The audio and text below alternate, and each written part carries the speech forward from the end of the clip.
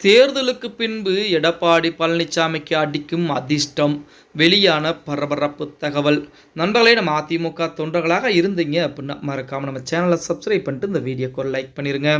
நேற்றைய தினம் 234 தொகுதிகளுக்கும் வாக்கு எண்ணிக்கை என்பது முடிவுற்றது. அந்த வாக்கு எண்ணிக்கையிலே அதிமுக முதலிடத்தை பிடிக்கும் என அனைவருமே எதிர்பார்த்து கொண்டிருந்தோம். ஆனால் கடைசியிலே ஏமாற்றம் என்பது மிஞ்சி இருந்தது. இறுதியாக அதிமுக 3ஆம் இடத்திற்கு தள்ளப்பட்டிருக்கிறது. எதிர்க்கட்சி தலைவர் பதவியையும் இழந்திருக்கிறார் எடப்பாடி பழனிசாமி. ஏன் ஸ்டாலினே அவருடைய சொந்த தொகுதியிலே தோல்வியை தெளிவிக்கிறார் என்ற மிகப்பெரிய தோல்விக்கு தவிர அதிமுக தோல்வி என்பது மிகப்பெரிய தோல்வியாக எடுத்துக்கொள்ள முடியாது. இப்படிப்பட்ட ஒரு சூழ்நிலையிலே எடப்பாடி பழனிசாமிக்கு தேர்தலுக்கு பின்பும் அதிர்ஷ்ட காற்று என்பது இருக்கிறது அப்படிங்கிற மாதிரி செய்திகள் தான் தற்சமயம் இணையதளங்களிலே உலா வந்து கொண்டிருக்கிறது. அது எப்பறா? அதாவது எடப்பாடி பழனிசாமியுடைய அதிமுக தோல்வியை தழுவி விட்டது. இருந்த போதிலும் எப்படி எடப்பாடி பழனிசாமிக்கு மறுவாய்ப்பு என்பது இருக்கிறது அப்படின்னு நம்ம அனைவரும் யோசிப்போம்.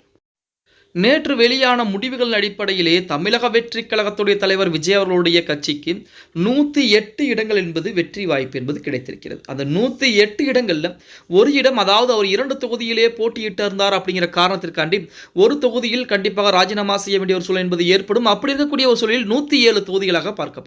அப்ப மீதம் இன்னொரு 11 தொகுதிகள் என்பது தமிழக வெற்றி கழகத்திற்கு தேவை. அந்த 11 தொகுதிகள் என்பது பார்த்தீங்க அப்படின்னா திமுகவிடம் தொகுதிகளை கேட்டு வாங்க முடியாத, அதாவது கூட்டணி என்பது வருவதற்கு வாய்ப்புகள் கிடையாது. இப்ப திமுகவை பொறுத்த வரைக்கும் 73 இடங்களிலே வெற்றி வகை சூடி இருக்கிறது. அதிலே 59 தொகுதிகள் திமுகவும், காங்கிரஸ் 5 தொகுதிகள், மற்ற கூட்டணி கட்சிகள் எல்லாம் சேர்த்து 9 தொகுதிகள் என நேற்று தினம் வெற்றி வாய்ப்பு பதிவு செய்திருக்கிறது.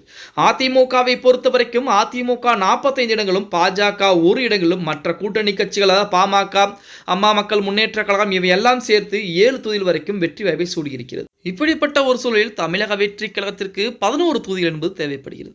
இந்த 11 தொகுதிகளை சேர்த்தால் 118 தொகுதி வந்துவிடும். இந்த 118 தொகுதியில் 5 ஆண்டுகளில் ஏதேனும் பிரச்சனை என்பது எம்எல்ஏக்களுக்கு ஏற்படக்கூடிய சூழ்நிலை என்பதும் இருக்கிறது. அதன் காரணமாக தொகுதிகள் என்பது குறைவதற்கு வாய்ப்புகள் இருக்கிறது. அதன் அடிப்படையிலே ஒரு 120 122 தொகுதிகளாவது நமது தமிழக வெற்றி கழகம் தக்க வைக்க வேண்டும்.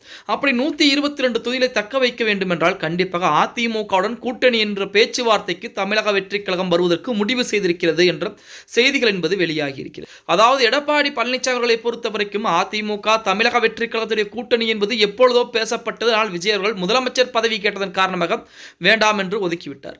ஆனால் மறுபடியும் எடப்பாடி பழனிசாமி அவர்களுக்கு அதிர்ஷ்ட காற்று என்பது அடித்திருக்கிறது. 3ஆம் இடத்திற்கு தள்ளப்பட்ட அதிமுக தமிழக வெற்றி கழகத்துடன் கூட்டணி என்பது அமைந்தால், கூட்டணி அமையக்கூடிய பேச்சுவார்த்தை என்பது பேசுவதற்குரிய வேலைப்பாடுகளும் ஒருபுறம் போய்கொண்டிருக்கிறது. பேச்சுவார்த்தை என்பது அமைந்து கைகூடக்கூடிய ஒரு சூழலில் எடப்பாடி பழனிசாமிக்கும் அதாவது முக்கியமான பொறுப்புகள், அதாவது துணை முதல்வர் பதவி கூட வழங்குவதற்கு அதிகப்படியான வாய்ப்புகள் என்பது இருக்கிறது என செய்திகள் என்பது இணையதளங்களிலே உலா வந்து கொண்டிருக்கிறது. பொறுத்து பார்க்கலாம். ஓகே கைஸ், வீடியோ பிடிச்சிருந்தா மறக்காம லைக் பண்ணிருங்க.